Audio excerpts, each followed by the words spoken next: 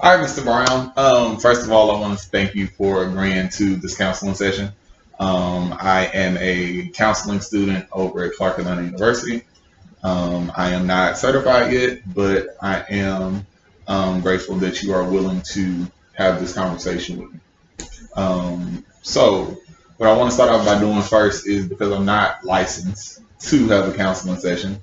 Is there anything that you feel like would be like a hindrance or a barrier that we would need to like converse about prior to starting the session?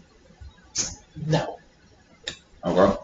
So let's start by telling me how your day was. Oh, today was okay. Pretty much it was okay. Um, I went to work. I left work, and it was a day of work basically. It's pretty good. I'm a teacher, so the kids were pretty okay today. Didn't really have to no discipline eras. Yeah, that's pretty much about the day. Okay. So if you could tell me like what subjects do you teach? So I teach first grade. I teach all of them. I teach reading, math, science, and social studies. Which my students really kind of have a problem with reading because they're not from this country, so it's like their language barrier that has some of them caught up. So I'm just working on trying to get them with being better readers. So you have a few students that have some language barriers because they're not from here. Mm-hmm. Okay. Which is like it's almost 99% of the class. It's like I have one student that's from America. Okay. That's it. Everybody else is from different countries like Nepal, Afghanistan, East Asia, South Asia, Africa, all that. So I guess the conversation in class is very deep because you have all of these different, I guess, ethnicities and cultures, represented in class. Mhm. So I really actually learned a lot about different students. So I learned about actually showed my students a picture of Afghanistan one time. And I was like, y'all used to live right there. And I was like, wow, like it's a culture shock. Wow. Some people actually live in huts. Mhm. And I was like, wow, they actually lived in huts and don't. Me personally, think about living in a hut is like I couldn't live in a hut, but they actually did it and they could talk about it like it was just a great time. What are some challenges you think your students, I guess, face with, I guess, transitioning to America? I think a lot of them deal with poverty. A lot of them don't really have a lot of stuff that we normally grew up with. So I think that's their issue. Well, I don't say issue, but it's more of a barrier with them. And also think that they're not accustomed to American lifestyle. So some stuff that we do, they don't do. Stuff they do, we don't do. Because I have heard a story of a student told me today. She said we have chickens in our tub, and when it's time to eat one, we kill it and eat it. So they have chickens in the tub. Well, so there's a tub full of chickens apparently. So I mean, it was detailed, so I'm assuming that's real. So I guess that's a way of lifestyle for them. Interesting. So you as the teacher, what are some challenges that you actually face?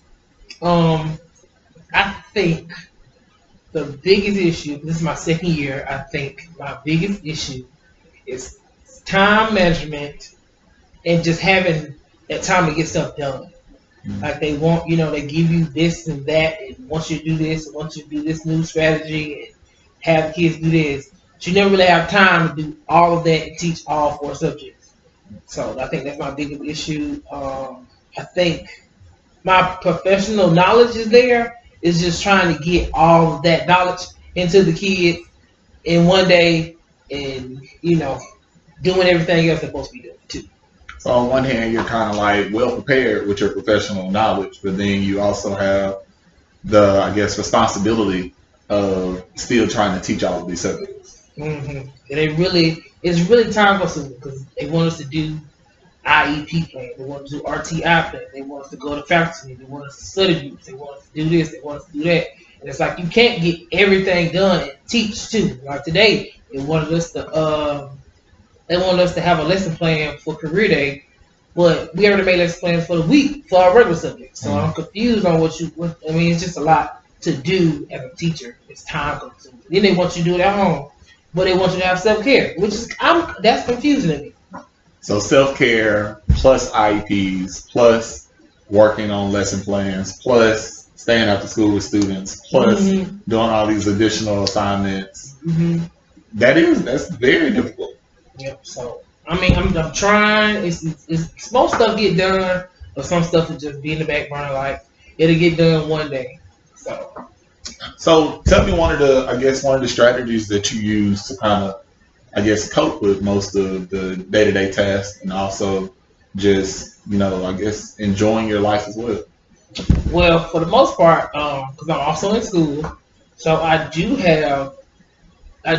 schoolwork 2 days out of the week. That's it, just 2 days out of the week. I probably stay out of school at least one day, like to get everything planned and aligned for the following week. And other than that, I'm probably going straight home, enjoying my life because I don't want to get in that habit of taking work home. Right. And when you get in that habit of taking work home, is your home gets to be work. Right. And that's not good self care for me, anyways. So and correct me if I'm wrong. So you are in class 2 days out of the week. I'm actually in class online on one day a week, but I do schoolwork 2 days out of the week. Okay. So you do schoolwork 2 days out of the week, and then you also try to finish all your work while you're at school, so you don't take it home. Yeah. Okay. And I use those. So basically, 4 out of the 7 days. 4 out of 7 days I have free days. Wow. Those are my free days. I go home and just relax. I probably sit and think for 20 minutes and just sit, close my eyes, and just think about nothing at all. Because I don't want to think about work. I don't want to think about school. I don't want to think about nothing. But me enjoying life. So tell me a little more about this relaxation time. Tell me about those 20 minutes. What goes into those 20 minutes? Those 20 minutes are a moment of silence, extended moment of silence that we used to get in elementary school. Mm-hmm. Yeah, but just really just sit here, close my eyes, and just breathe. So that really helps with self care. I think I want to start introducing something else, like maybe going a place, just me therapeutic, maybe get a massage or something. That'll help my self care. Really. Okay, so you kind of have some goals about like what you want to do to continue making sure that your work is taken care of, but also making sure you enjoy that self care part. Okay, so what else do you do for self care? I go get a haircut every week. Okay. Faithfully, I love getting a haircut. That's probably my biggest self care item. I love to go get a haircut because it's just you get out until you feel like a new person. So I love that feel of going in looking a certain way and leaving looking like a whole new person. That just builds up the confidence, and you just be ready to just go out and conquer the world with the haircut. So do you think that it kind of resets everything for you? It's kind of like a new or a blank canvas? Yep, I really do think it's like I just be a whole new person. And I normally get them on Fridays because I can start my weekend of me not doing any schoolwork. No class work, no school, no work, none of it. During the weekend, I just do what I have. I do fun stuff that'll just make me have a good life. So if we just back up just a little bit, just so I can make sure that I have a clear understanding. You're a teacher. You work with first grade students, correct? And with those first grade students, a lot of them come from different countries. In your opinion, do you give them assignments to kind of like introduce them into the culture of America for the weekends, or do you think that those students also need to express self-care? I don't know. Sometimes I really just do district aligned assignments, so I'll give them what the district give us. Now I may come in and add something. Maybe we're talking about historical figure. I might talk about a certain country like Nepal. Nepal has this person, I forgot his name, but he's like a millionaire. He's been doing businesses, which is surprising because you would think Nepal, most people never heard of Nepal, and it's just like it's kind of like a third world country to some people. It's really not. Like, it's really a beautiful country. So those people don't understand. I give them the insight of how Nepal is. Some of the kids never actually, they've been there, they live there, but they don't really remember it. Mm. So it's like I give them that exposure to what Nepal really is instead of them knowing, oh, well, I'm from Nepal, but I don't know nothing about it. Okay. So let's shift gears for a quick second, because I do want to give you an opportunity to express something that you might be, I guess, dealing with outside of work. We've talked about the students, and we've also talked about, how you express self care. And one thing that I want to commend you on is having those action steps, having those plans already put in place. But what is something else that I guess troubles you during the week, or some of the challenges that you face in education?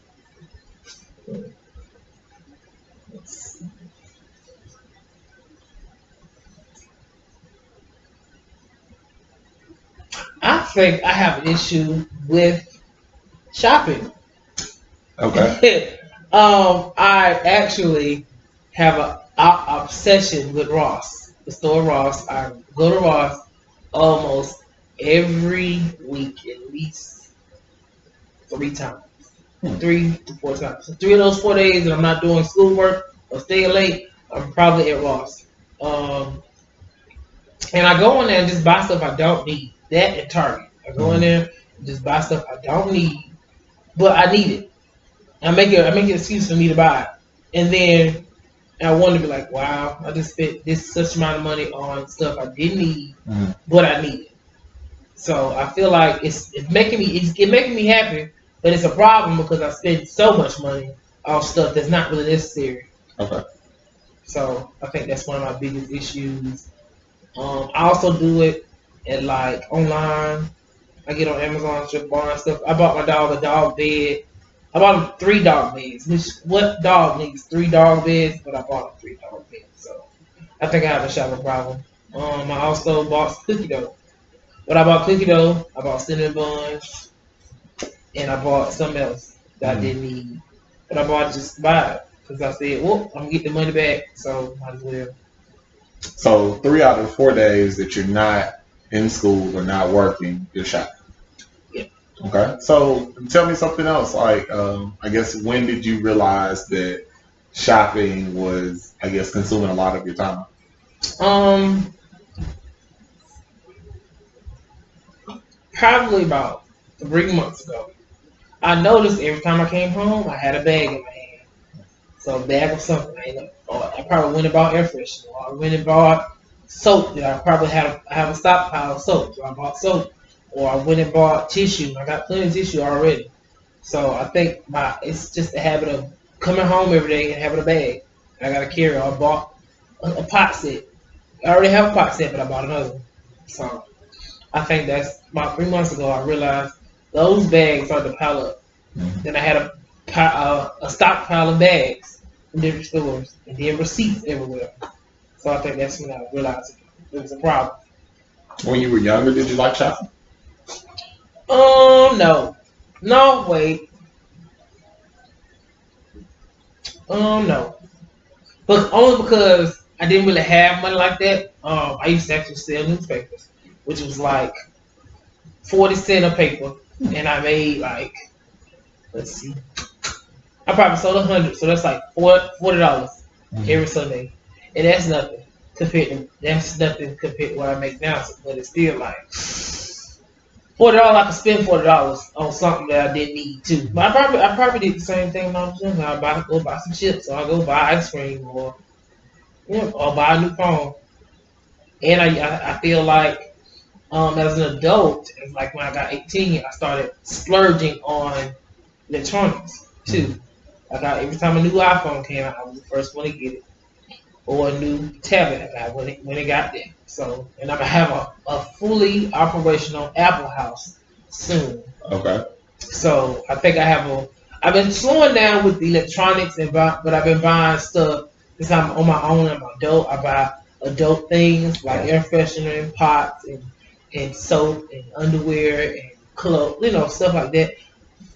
So I think that's has become a problem, and I'm not saving enough money. The money I'm putting out.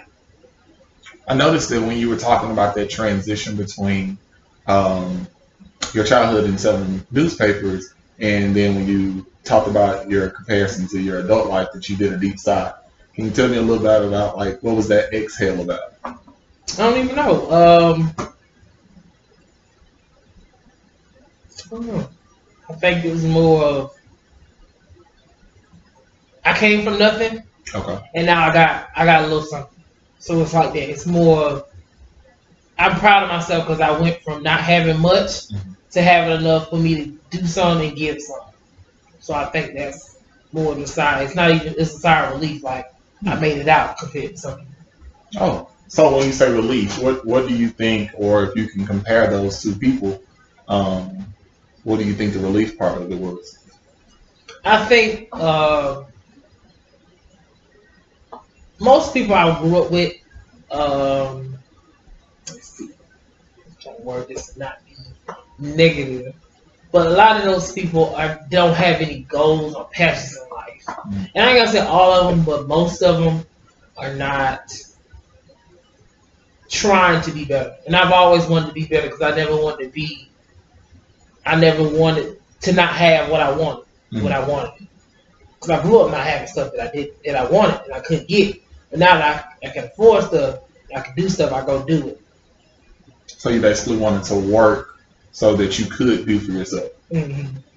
And I really don't depend on. I'm very independent because I really do everything by myself. And I don't like people helping me because I work too hard already. So I don't want nobody to think, oh, they did this and that for me. I work hard for myself.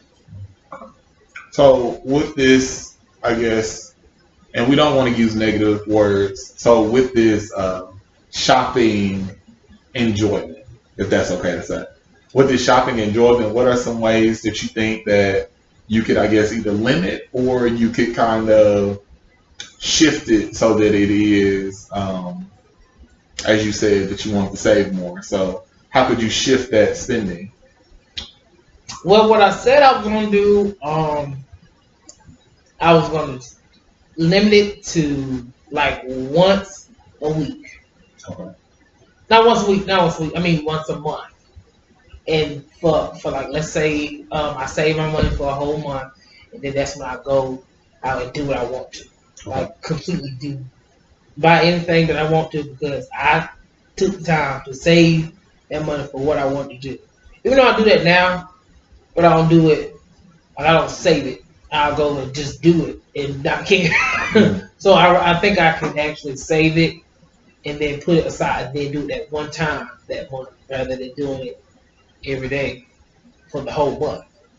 So save for a month and then go and spend what you want. Yeah. Okay. What else? What else? I could. Let's see. I'm a spend. I could.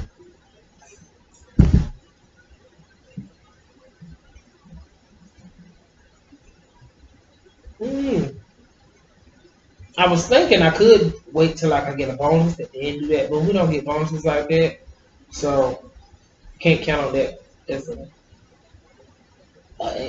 ongoing thing.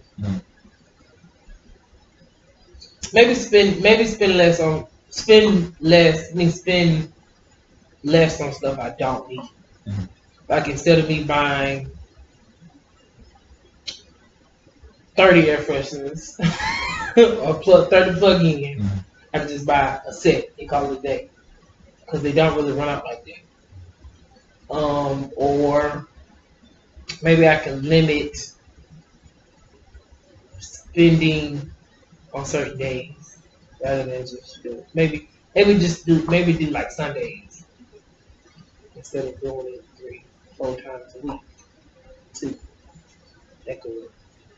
Have you considered like making a needs list or like? I feel like everything I pick up I need. Okay. So for something, it's not really stuff I don't. I ain't gonna say I want the stuff, but more like I need it for a reason. Like I bought a cutting board, and you kind of need a cutting board, because you don't want to cut on the plate, you don't want to cut on the cabinet. So yeah, and I'm very picky about smell, so I always gotta have an air freshener. Okay. So it's really a need. I think it's mentally that I think I need it, but it's a want. And I don't know how I'm gonna switch from the need. I mean, from the want to the need.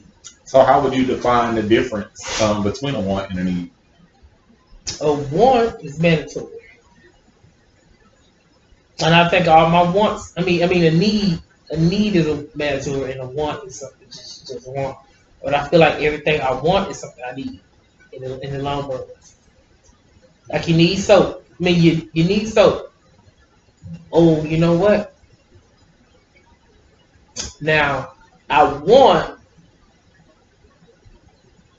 expensive soap, but you really just need soap. You don't really need a particular brand. And we get into the you need to get Dr. Bronner soap. And you really don't have to have that. It's good, but it's not like something you need, something you want. Or